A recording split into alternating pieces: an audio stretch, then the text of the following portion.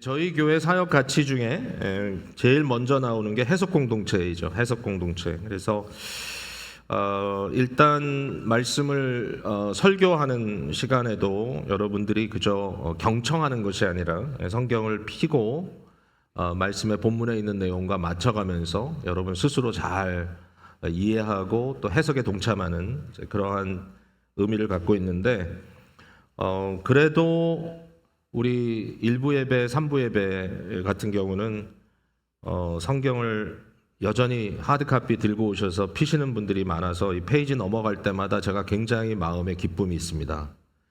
근데 점점 그 소리가 작아져요. 네, 그 이유가 이제 전화 이렇게 열기도 하고 뭐 그럴 수도 있죠. 네, 젊은 세대가 그렇게 되니까. 근데 어쨌든 하나님의 말씀을 직접 열고 한번 보고 닫아버리는 게 아니라 계속 열어놓고 설교를 들으면서도 계속 눈이 왔다 갔다 하면서 말씀을 함께 풀어가는 그런 기쁨이 저희 교회 항상 있기를 바랍니다. 앞으로도 이게 아름다운 가치가 돼서 말씀 안에서 진리를 찾는 것이지 밖에서 찾는 게 아니다. 그렇게 이해해 주시면 너무 좋겠습니다. 말씀 묵상 여러분 계속 좀 이사야 해오시는 가운데 바로 오늘 읽은 말씀은 바로 오늘에 해당하는 리딩인데요. 그 중에 특별히 뒷부분만 제가 오늘 땄습니다. 근데 지난 주간에 쭉 읽어 나오셨죠?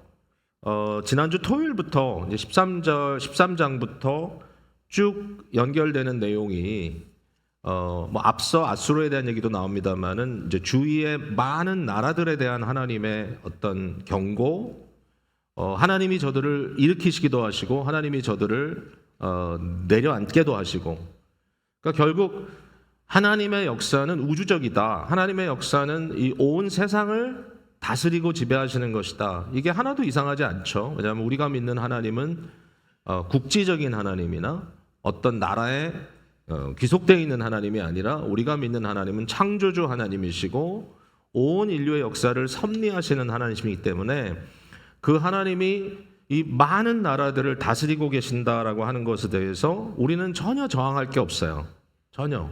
그 나라들이 아수르나 당시에 부상하던 제국이든지 아니면 또 장차 이 텍스트의 관점에서 봤을 때 장차 일어날 바벨론이든지 아니면 저기 아프리카에 있는 구스든지 에집트든지 뭐 어떤 나라라 할지라도 이스라엘을 둘러싸고 있는 이 적국들 블레셋이라든지 모압이라든지 아람이라든지 이런 국가라 할지라도 이 모든 것들을 하나님께서 지배하고 계신다. 저들이 하나님을 알기 때문이나 하나님을 저들이 고백하기 때문이 아니에요. 이게 놀랍죠. 이 나라들은 하나님을 섬기는 나라들이 아니에요.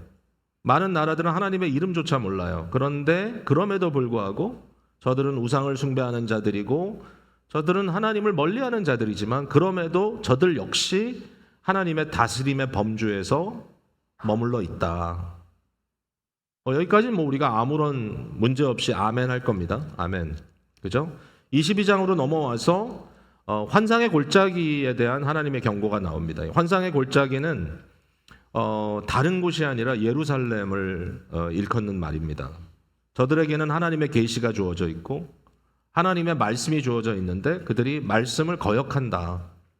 하나님을 경외하지 않고 주변에 있는 다른 이방인들과 별로 다를 것 없이 그들도 똑같이 살아가고 있다. 여기에 대해서 하나님이 질책하시면서 결국은 저들이 아수르에 의해서 큰 고초를 당할 것을 예언하고 계시죠. 어떤 분들은 이것이 바벨론에 대한 예언이라고까지 하는데 글쎄요, 어쨌든 역사의 장면에 지금 아수르가 그들을 곧 침공할 것이기 때문에 그렇게 이해해도 될 것 같다는 생각이 들어요. 자, 근데 이제 저에게 좀 뭔가 이렇게 갑자기 차가 가다가 멈춰버리는 그런 느낌을 준 것이 15절부터입니다. 오늘 읽은 본문인데요. 갑자기 여기에 셉나라고 하는 사람의 이름이 등장을 해요. 자, 셉나가 도대체 누구길래 아무리 찾아봐도 이스라엘 왕 중에 유다의 왕 중에 셉나라는 사람 없어요. 그러니까 이 사람은 왕이 아니에요.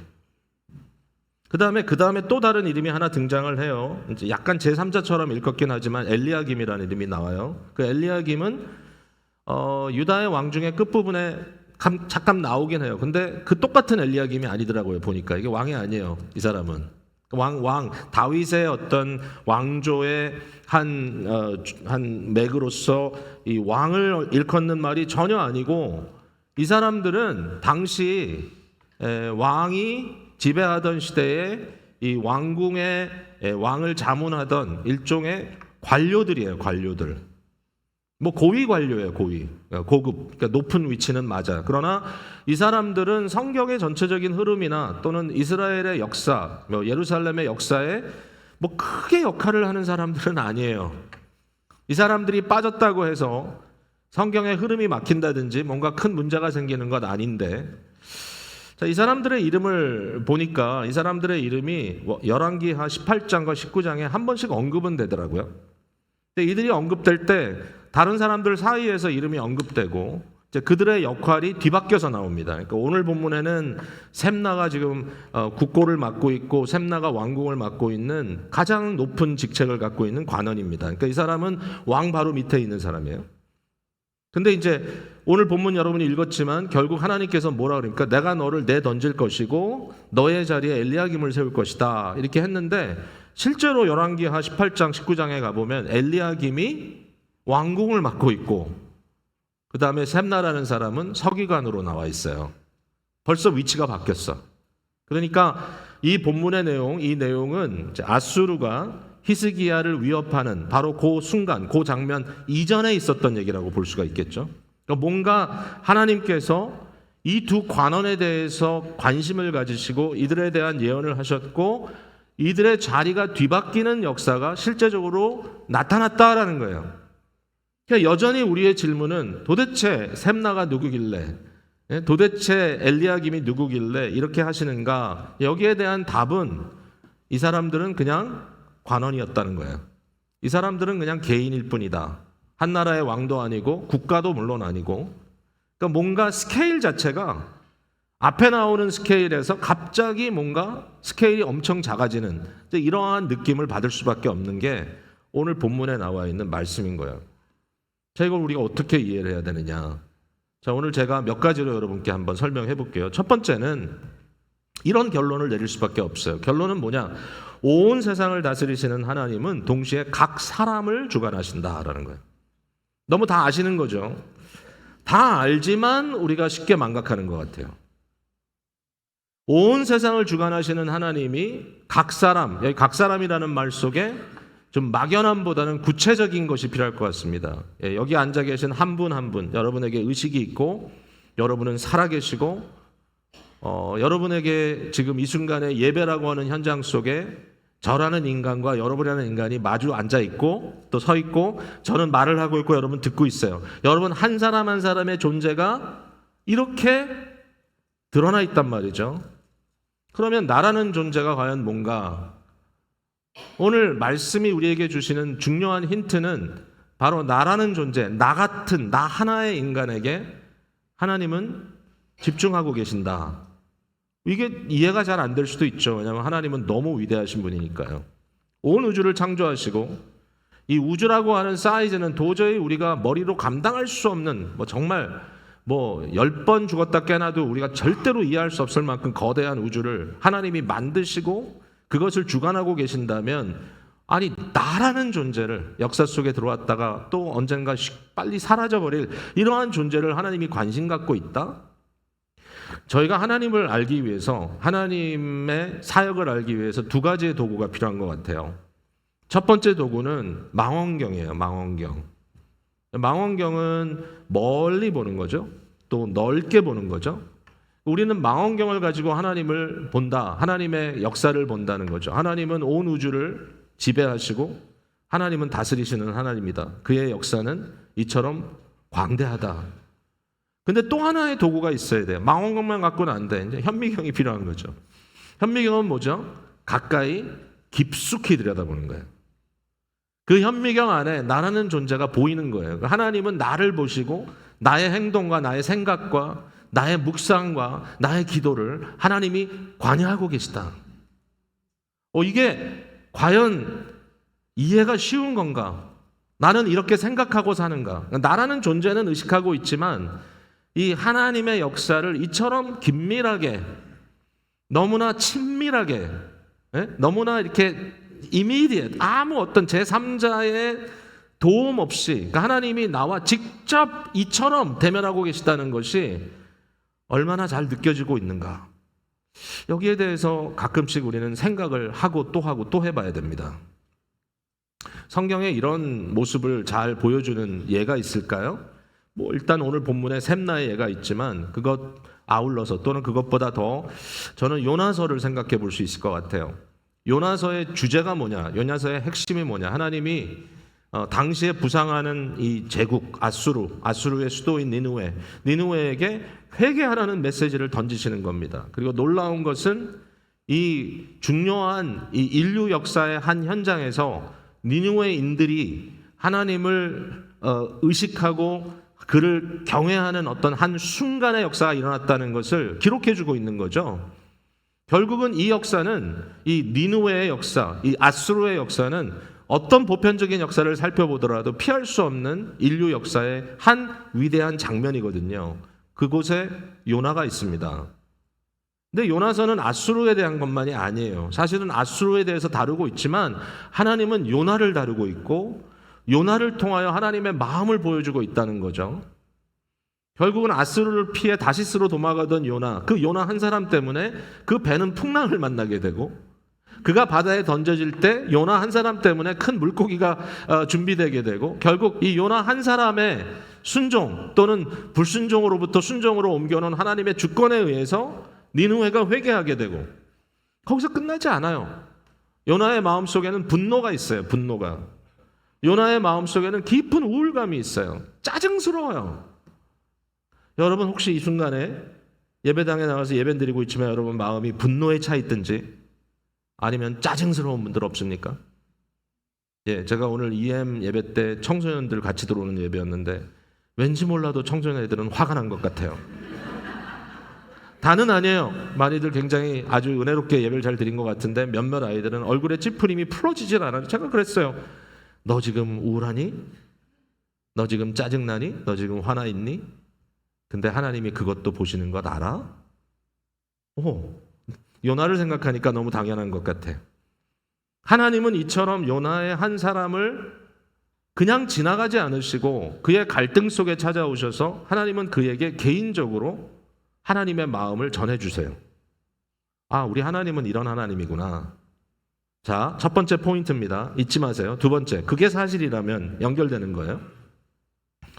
온 세상의 죄악도 문제지만 이 온 세상의 모든 죄를 합쳐놓은 컬렉티브한 총괄적인 죄의 용량도 굉장히 중요하겠지만 이 땅에 죄가 관영했기 때문에 하나님이 노아의 홍수를 가져오셨지만 그러나 그 모든 죄보다 죄와 같이 동시에 더 중요한, 어떻게 보면 나에게는 더 중요할 수 있는 그게 뭐냐 하면 나의 죄예요. 나의 죄, 나의 하나의 죄. 거룩하신 하나님의 거룩하심이 진짜 거룩하심이라면 하나님은 어떤 죄도 그냥 지나칠 수 없으신 거죠. 아니 지금 나라가 죽고 살게 생겼는데 셈나라는 한 사람에 대해서 뭐 그렇게 대단하다고? 근데 하나님은 그 한 사람에게 찾아오셔서 너의 죄를 추궁하겠다고 얘기하시는 거예요. 여러분 어떻게 생각하세요? 제가 갑자기 이런 생각이 들더라고요. 말씀을 준비하다가 지렁이 한 마리의 교만도 하나님은 교만으로 보시는가? 그런 생각이 든 거야. 나 같은 한 존재가 하나님 눈에 도대체 얼마나 크게 보이기에 나의 죄가 하나님께 죄로 인식될까? 생각해 보니까 무한하신 하나님이시잖아요. 무한하시다는 것은 가장 거대하실 뿐만 아니라 무한하시다는 건 가장 작은 것도 세밀하게 보실 수 있다는 거잖아요. 근데 하나님 앞에는 지렁이 한 마리의 교만도 교만은 교만이다라는 생각이 들더라고요. 죄는 죄다. 그 죄에 대해서 하나님은 여전히 관여하신다. 결국 이 온 세상을 새하늘과 새 땅으로 바꾸실 하나님의 마음속에 작은 먼지 하나만도 하나님의 마음에서는 중요한 의미를 가질 수도 있다는 생각이 들었어요. 하나님이시기 때문에. 하나님 앞에는 너무 큰 자도 없고 너무 작은 자도 없다. 오늘 그게 되게 중요한 것 같아요. 하나님 앞에 큰 자도 없고 작은 자도 없다. 여러분 한 사람 목사의 죄가 성도 한 사람의 죄보다 크다 작다 그런 걸 논할 수 없다라는 거죠. 물론 어떤 파급이나 어떤 의미에 있어서는 사회학적으로 어떠한 이슈를 만들어낼 수는 있다고 봐요. 그러나 절대로 나의 숨겨진 죄가 드러나지 않았기 때문에 또는 어떤 공인이 한 것이 아니기 때문에 문제가 없다? 그렇지 않습니다. 하나님은 한 분 한 분을 살피시는 것 같아요. 그게 확실한 것 같아요. 셈나의 문제는 뭐냐면 교만이에요. 마치 에스더에 등장하는 하만과 같은 인물이에요. 하만은 자기에게 왕의 권력이 온전히 주어져 있기 때문에 결국 왕이 나를 통하지 않고는 아무것도 하는 게 없다라고 그는 자랑하고 있어요. 그리고 자기 눈앞에 난 사람은 죽여도 또는 심지어는 한 민족 단위를 말살시켜도 이것은 내가 충분히 권력으로 할 수 있는 일이다라고 자부하는 사람이 하만입니다. 하나님이 그를 낮췄어요. 아주 드라마틱하게 낮췄습니다.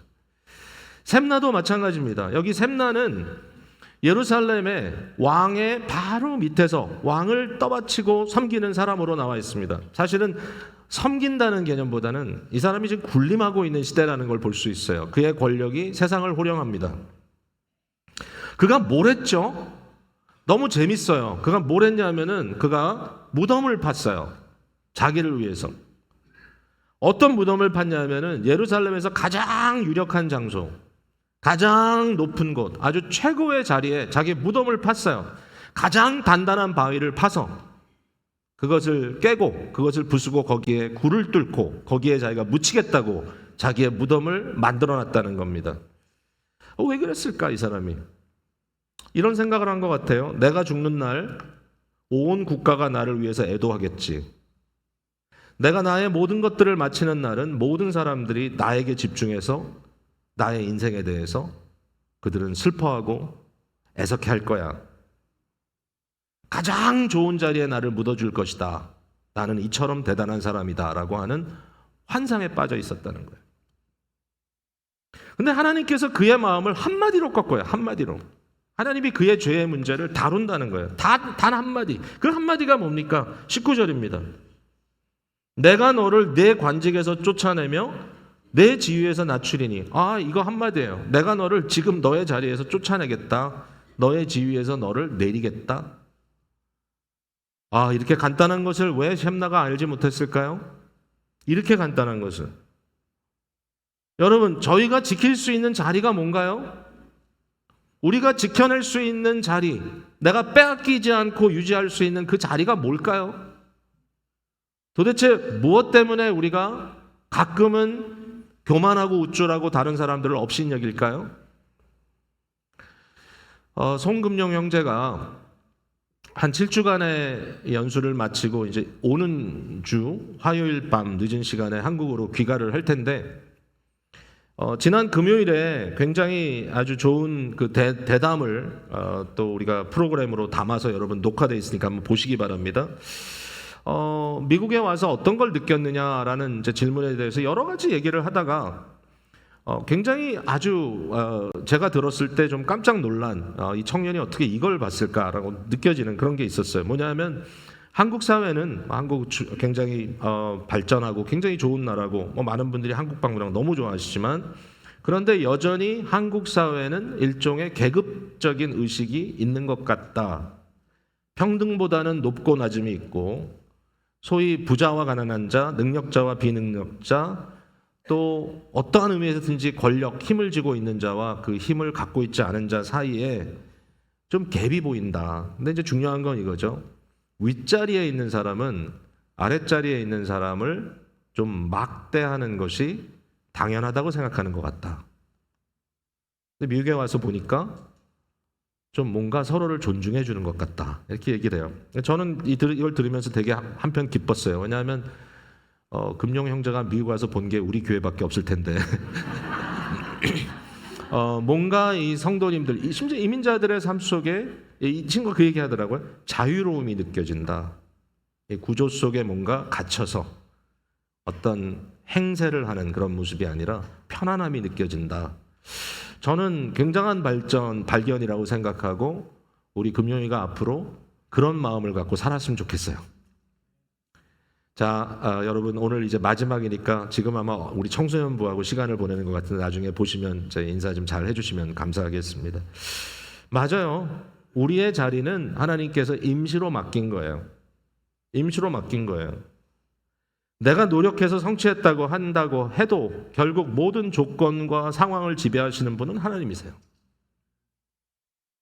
내가 원하는 것들을 성취했다 할지라도 정말 한순간에 나락으로 떨어질 수 있는 게 우리예요. 하나님이 이 순간에 저를 향하여 누구를 향하여든지 내가 너를 낮추겠다고 하면 낮아질 수밖에 없습니다.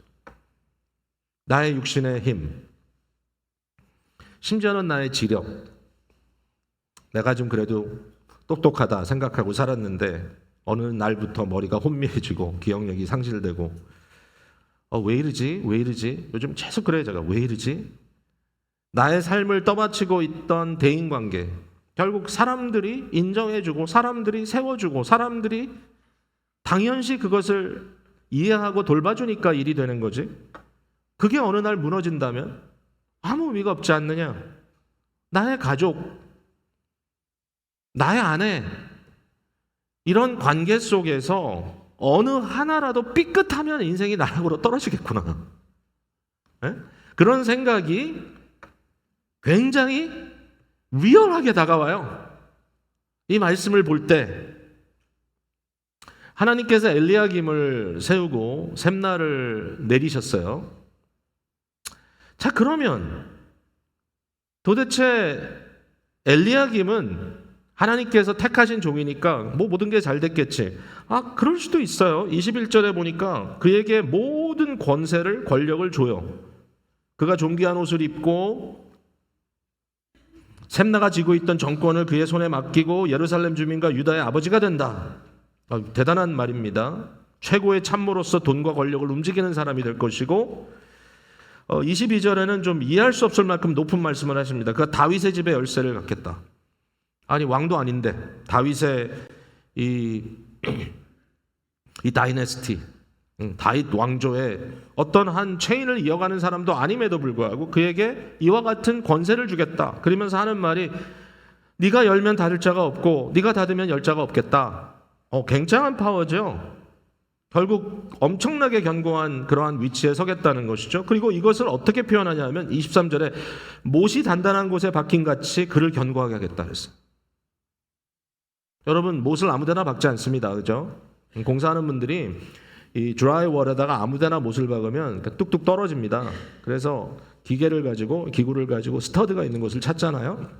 그래서 뒷부분에 튼튼한 이렇게 나무목이 이렇게 이게 세워져 있는 기둥이 세워져 있는 데다가 거기다가 못을 박죠. 그러면 못을 거기다가 스터드에다 박으면은 어떻게 되죠?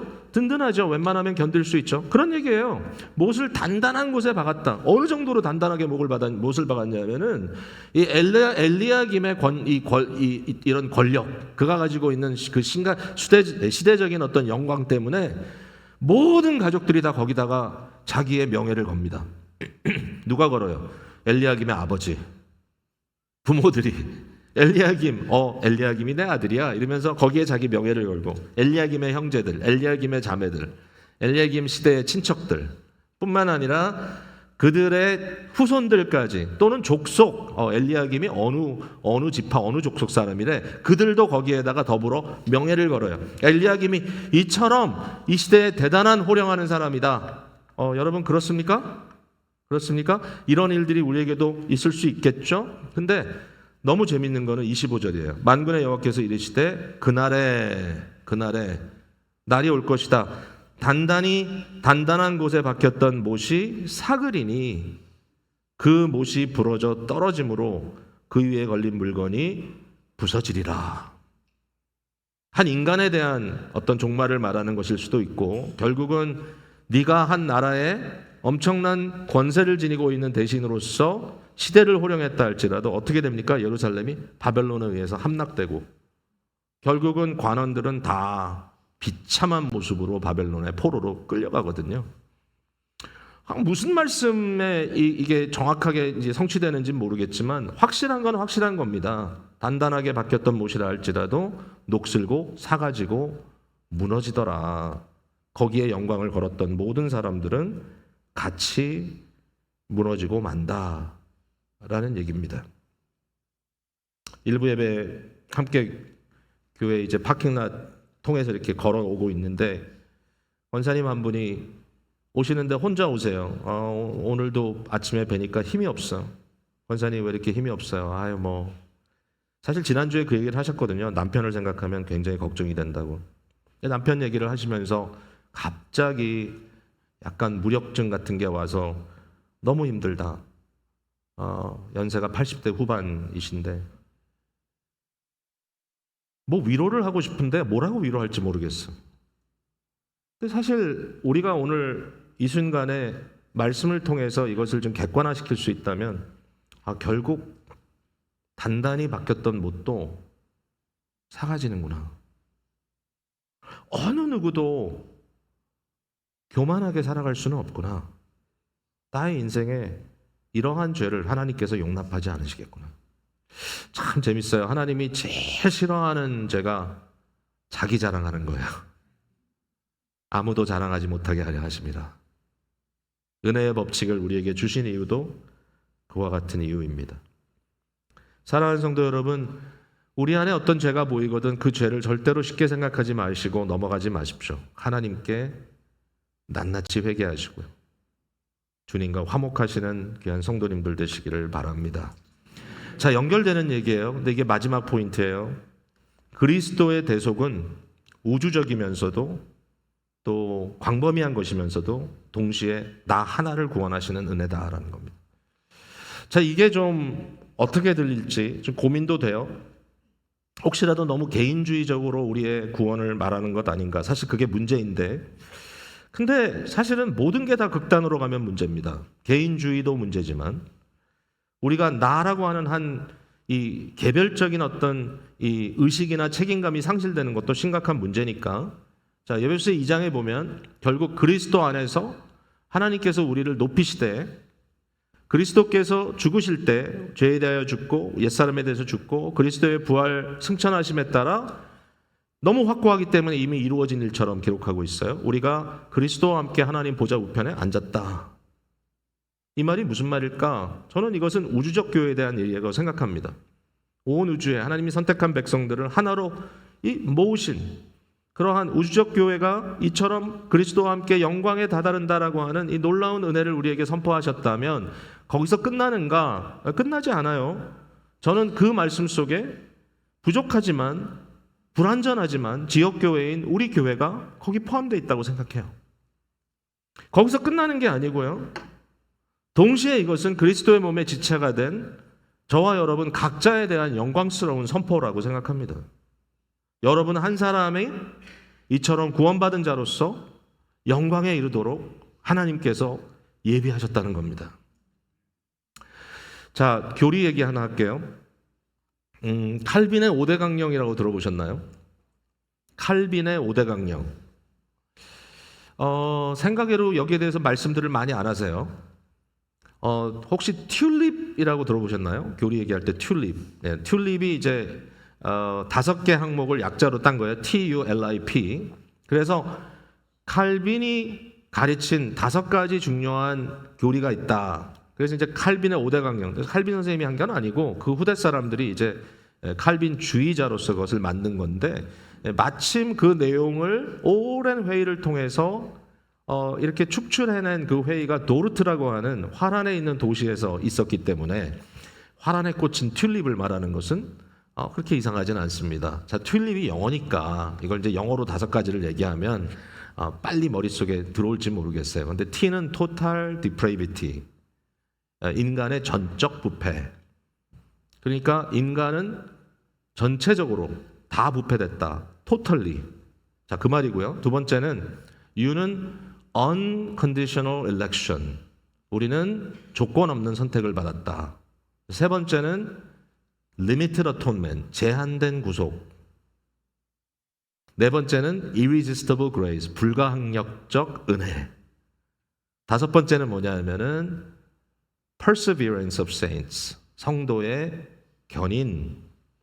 근데 사실은 저는 여기 단어들이 조금 오해 소지가 있다고 생각을 해요. 그래서 total depravity보다는 radical depravity가 더 좋겠다.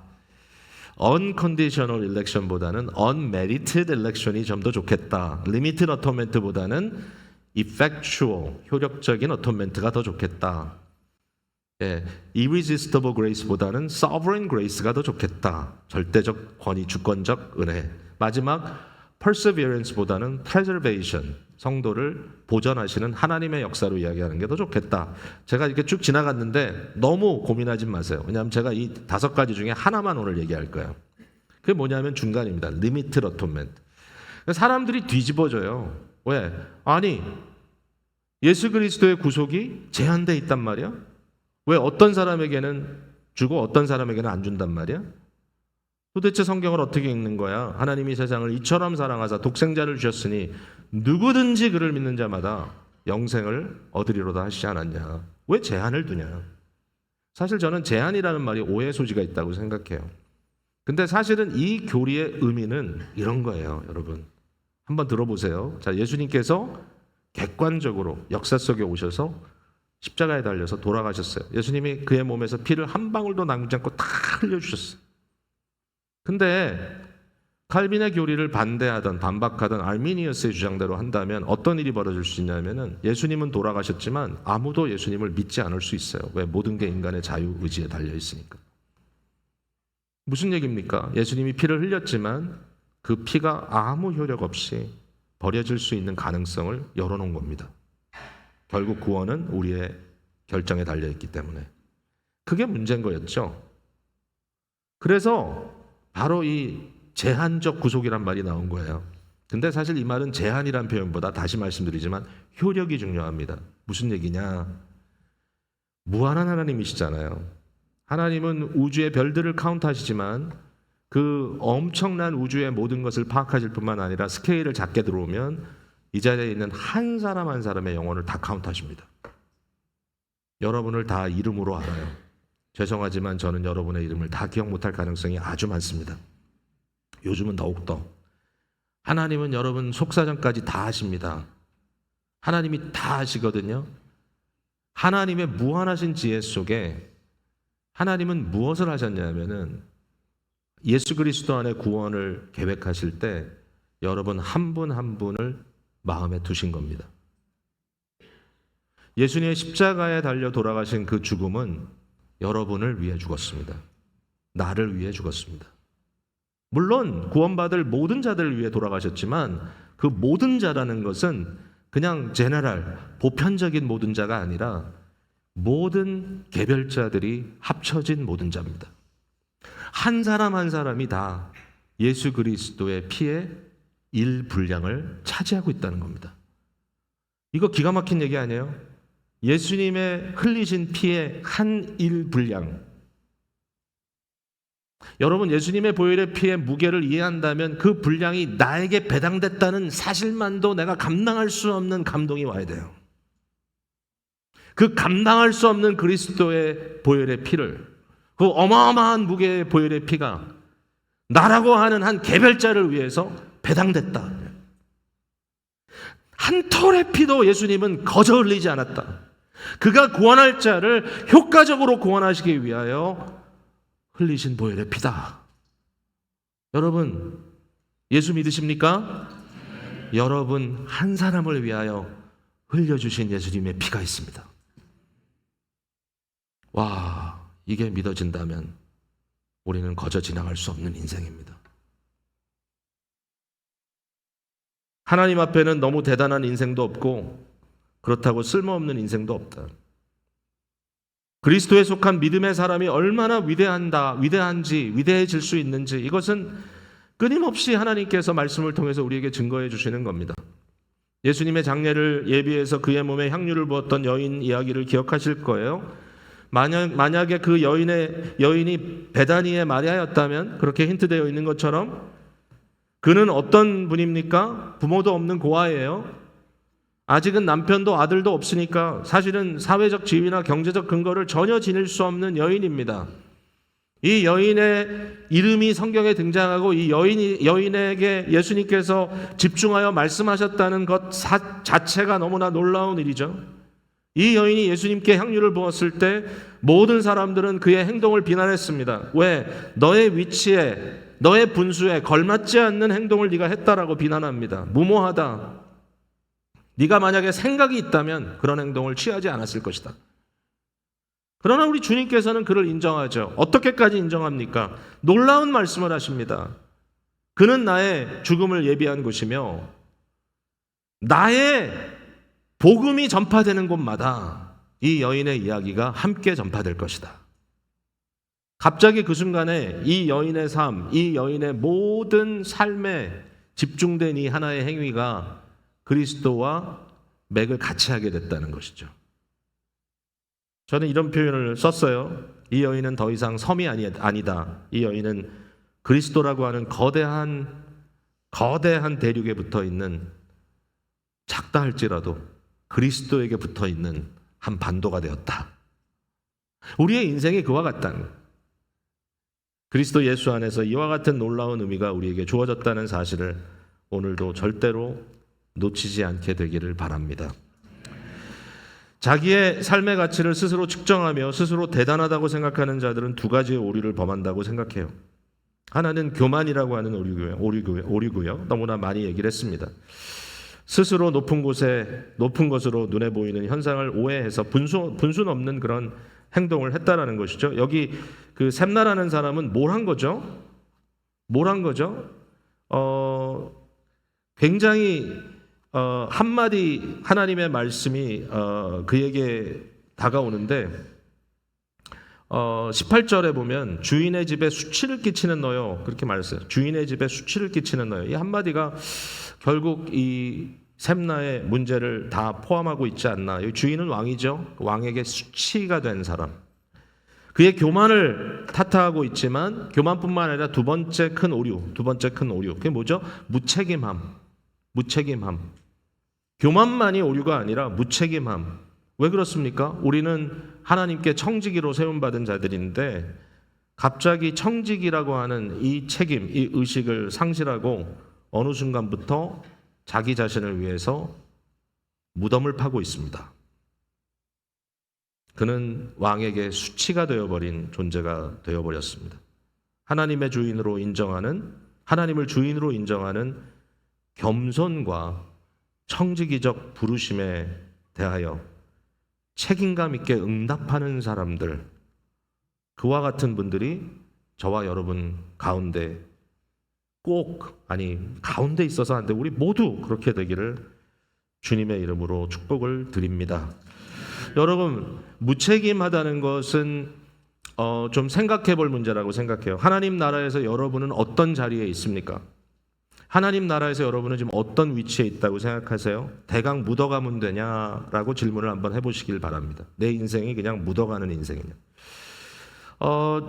제가 예전에 한번 무슨 얘기를 좀 듣고 굉장히 깜짝 놀란 적이 있는데 이전 얘기니까 지금 있는 교육자들하고 연결을 생각하지 마십시오. 왜냐하면 옛날 얘기입니다. 옛날 얘기하면서 슬쩍 지금 교육자들은 한번 이렇게 좀 매기는 게 아니냐. 아니에요. 절대로 아니에요. 지금 저는 너무나 행복하게 사역하고 있어요. 근데 예전에 어떤 때가 있었냐면은 교회에 이제 유학생들이 많이 와서 교회에 함께 섬길 때가 있었습니다.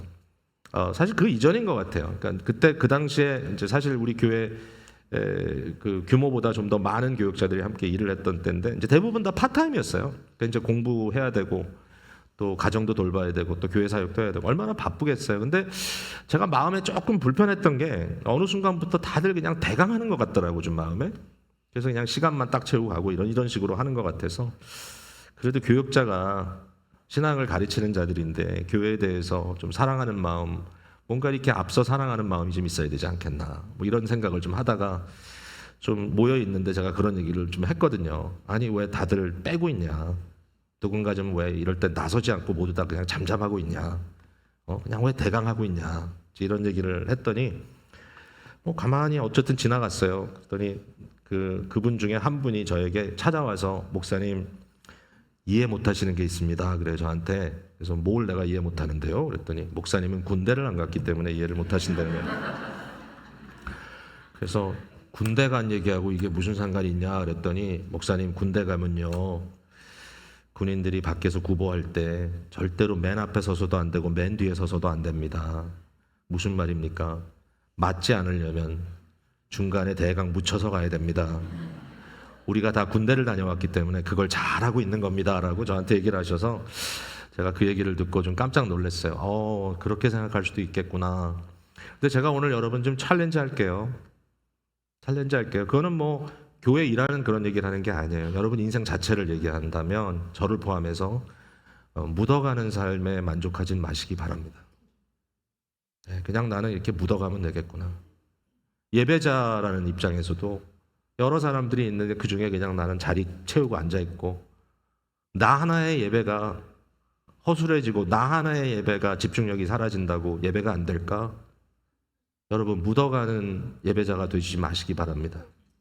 왜냐하면 여러분 한 사람 한 사람에게 의미가 있어요. 만약에 이 일이 중요하다고 생각하면 눈치 보지 마십시오. 여러분 예배하는데 감동이 있잖아요. 옆에 사람 눈치 보지 마세요. 눈물을 흘려도 좋고 손을 들어도 좋고 하려는 얘기 아니에요. 그러나 마음속에 지금 하나님께서 나에게 응답 주시는구나, 하나님이 나에게 역사하시는구나 느껴질 때 묻어가지 마세요. 어색해하지 마세요. 저와 여러분의 삶 속에 우리에게 주어진 우리 인생에 단 한 번 있는 나라고 하는 이 존재에게 주신 청지기적 삶을 우리 숨을 다할 때까지 그 순간이라도 내가 주님을 위하여 내가 할 수 있는 그 무엇이 과연 뭘까? 그래서 앞서기를 주저하시든지 자신의 연약함 때문에 힘들어하는 것조차 감춰야 된다든지 그러지 마시고 주님 앞에 넉넉히 믿음으로 서가시는 사랑하는 주의 종들 되시기를 주님의 이름으로 축복을 드립니다. 기도하겠습니다.